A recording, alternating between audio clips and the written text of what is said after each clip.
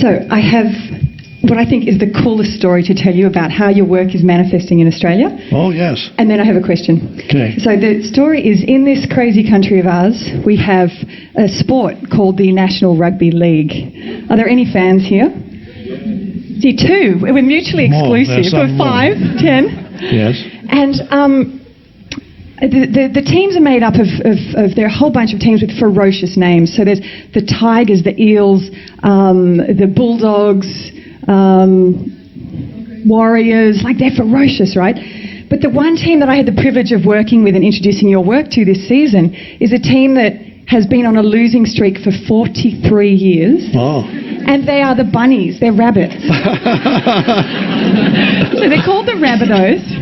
And by some series of coincidences, you know how it works, something just happens. This happens and this happens and this happens. And you end up working with 35 110-kilo guys, 6'2", muscles on muscles, tattoos, piercings, crazy, like just loveliest big athletes. And you've got them sitting there in a semicircle starting to watch their thoughts. And at the end of the first session, one of the guys comes up to me and says, "Oh, what is all this stuff? I don't have any thoughts. What are you talking about?" And I'm like, "Okay, just keep showing up. It's going to be fine. Well, just see what happens." End of session 3, the same guy comes up and goes, "I saw my thoughts. I saw my thoughts." I'm like, woohoo! and over the course of the season, what was very interesting was that we were teaching them everything. It was like ECKHART distilled for football players. And it was about being present, and it was about forget that you just missed a tackle, that you just let a try in, that the ref has just done two bad ref calls. That's the sort of stuff that you just don't want in a game. That's the stuff that you resist and you say, that shouldn't have happened. And you start beating yourself up, and you can lose 10 minutes out of an 80-minute game by going into that narrative.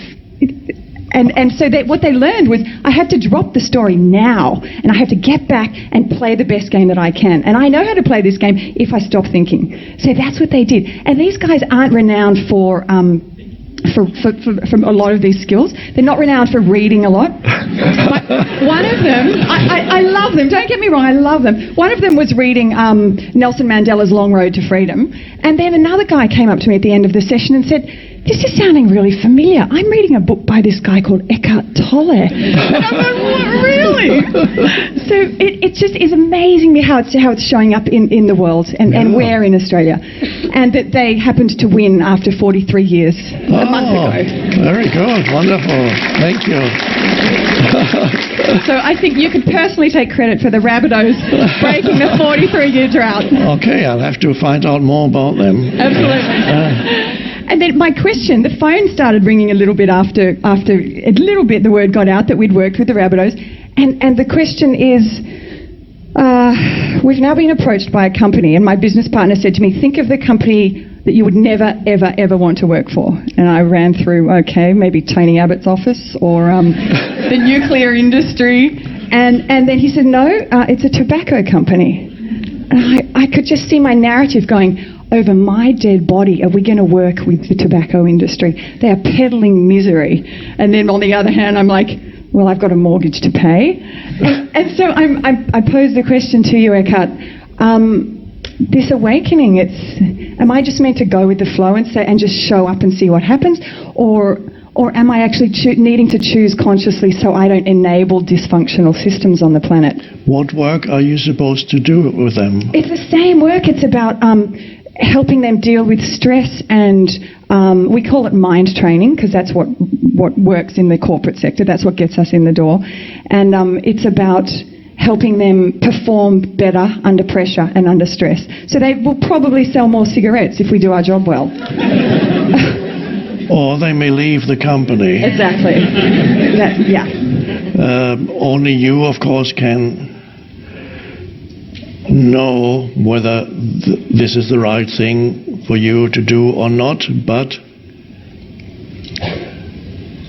helping human beings to become more conscious must be a good thing, no matter where they are. And even if the reason why they want you is to become more efficient at what they do, they may not realize that you will take them beyond that. So sometimes people take up meditation. Companies might send their employees to meditate so that they can perform better. But often it changes the people, and sometimes they don't want to perform better anymore, and they leave the company. So only you can. I never actually, or very rarely, tell people what to do, except our young man a while ago. So only you can know whether that feels right. But one consideration, I'll just repeat what I said, is that helping any humans to become more conscious cannot be bad. And if they think that you are there to help them become more efficient at what they do, that's fine. At least that brings them to you. So let me know what you decide, and who knows what happens to that company when you have finished with them. So it'll be interesting to see.